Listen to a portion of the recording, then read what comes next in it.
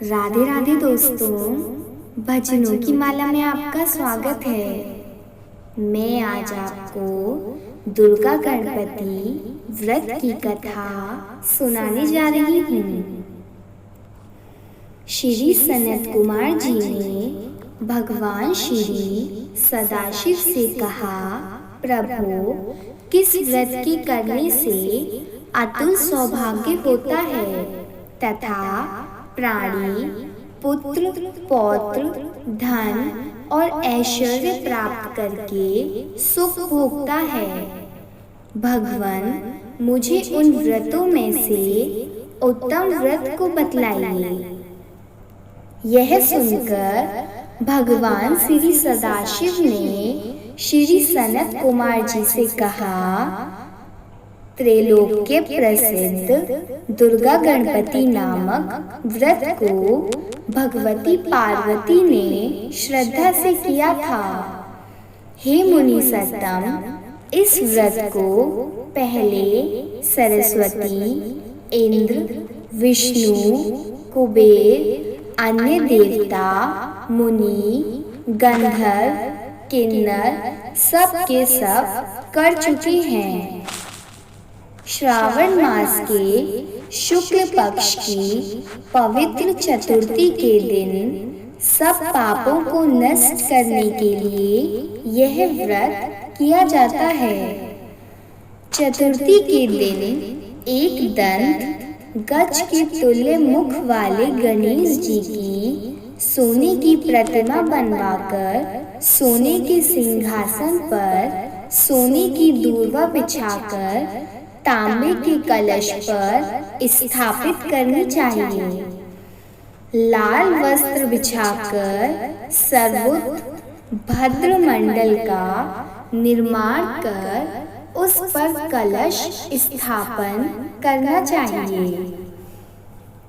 लाल फूलों या 5 पल्लवों अपामार्ग, शमी, दुर्गा, दूर्वा, तुलसी, बेलपत्र, ऋतुकाल में होने वाले अन्य सुगंधित फूलों तथा नाना प्रकार के फलों आदि का नैवेद्य रख 16 उपचार से गणेश की पूजा करके यह प्रार्थना करनी चाहिए।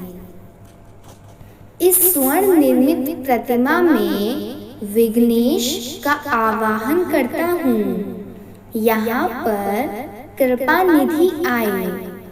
रत्नों से जड़ित उत्तम सोने का सिंहासन आसन के लिए देता हूँ। आप इसे स्वीकार करें। हे उमासूत, हे विश्वव्यापिन, हे सनातन, आपको नमस्कार है। मेरे विघ्न समूह का नाश करें। आपको यह पाक देता हूँ। हे भगवान, आप गणेश्वर देव उमापुत्र विधाता हैं। आपके लिए इस अर्घ को देता हूँ। हे भगवान, आप इसे स्वीकार करें। हे विनायक वरद गणेश को नमस्कार है। हे भगवान, आपको आचमनीय देता हूँ। हे सूर्यपुत्र, प्रार्थना द्वारा सब तीर्थों का जल आपके लिए लाया हूँ। ऐसे जल को आप स्वीकार करें। सिंदूर केसर से रंगे हुए आपके लिए 2 वस्त्र दिए हैं। हे भगवान, आप स्वीकार करें। आपको नमस्कार है। उमा मंगल सबभूत, आप सब विघ्नों को नाश करने वाले हैं। हे लंबोदर देव, इस चंदन को आप स्वीकार करें। हे सुरश्रेष्ठ, लाल चंदन चर्चित इन अक्षतों को मैंने भक्ति से चढ़ाया है। सुरश्रेष्ठ, इसे आप स्वीकार करें।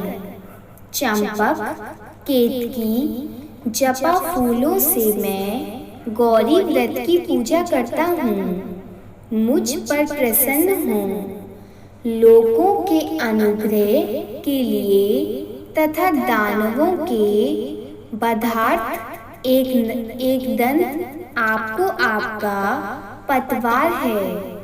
हे भगवान, प्रसन्नता पूर्वक इस धूप को आप स्वीकार करें। सर्व ज्योति प्रकाशक, सर्व सिद्धि देने वाले आप महादेव के आत्मज हैं। इस दीपक को मैं आपके लिए लाया हूँ, आपको नमस्कार है। गणनान्वा इस वैदिक मंत्र से लड्डू आदि चतुर्वर्दित अन्नों को और खीर लड्डू आदि कपूर तथा इलायची युक्त पान आदर से मुख में रखने के लिए दे रहा हूँ। अतः आप मुझे शांति दें। हे गणेश्वर, हे गाणाध्यक्ष, हे गजानन, हे गौरीपुत्र, मेरा व्रत आपके प्रसाद से परिपूर्ण हो। इस प्रकार आपके वैभव के विस्तार हेतु विघ्नेश की पूजा करके सामग्री सहित आचार्य एवं गणाध्यक्ष से यह प्रार्थना करें, हे भगवान, हे ब्रह्म गणराज, इसे आप दक्षिणा सहित स्वीकार करें। आपकी कृपा से मेरा यह व्रत पूर्ण हो। जो मनुष्य 5 वर्ष तक यह व्रत करके उद्यापन करता है, वह इस लोक में अपने सब मनचाहे पदार्थों को प्राप्त करके अंत में शंकर के लोक को प्राप्त करता है। यदि इस व्रत को 3 वर्ष तक करें तो सब सिद्धियों को प्राप्त कर लेता है और अंत में उसको शंकर के लोक की प्राप्ति होती है। इस उत्तम व्रत को जो प्राणी उद्यापन के बिना करता है, यथा विधि पूरा वर्ष व्रत करने पर भी सब ना करने के समान अर्थात निष्फल हो जाता है। उद्यापन के दिन तिलों द्वारा स्नान करना चाहिए। फिर गणेश की एक पल, आधा पल या चौथाई पल सोने की प्रतिमा बनाकर उसको पंचगव्य द्वारा स्नान करवाकर दूर्वा से पूजा करनी चाहिए। मनुष्य को चाहिए कि इस मंत्र द्वारा पूजन करें। हे गणाधीश, उमापुत्र, अग्नाशन, आपको नमस्कार है। हे विनायक, हे ईशपुत्र, हे सर्वसिद्धि प्रदायक, हे हेमवक्ष, हे मूषक वाहन, हे कुमार गुरु, आपको नमस्कार है। इन सभी नामों से अलग अलग पूजा करनी चाहिए। पहले दिन अधिवासन करना चाहिए और दूसरे दिन प्रातःकाल हवन करना चाहिए। ग्रह होम कर दूर्वा तथा लड्डू से प्रधान होम करना चाहिए। दूध तथा लड्डू के प्रधान होम से पश्चात पूर्णाहुति करके आचार्य आदि ब्राह्मणों का अर्चन करें। अपनी शक्ति के अनुसार अधिक दूध देने वाली गाय बछड़े सहित दान करें। हे सनत कुमार, ऐसा व्रत करने से मनुष्य अपनी सभी कामनाओं को पूर्ण कर लेता है।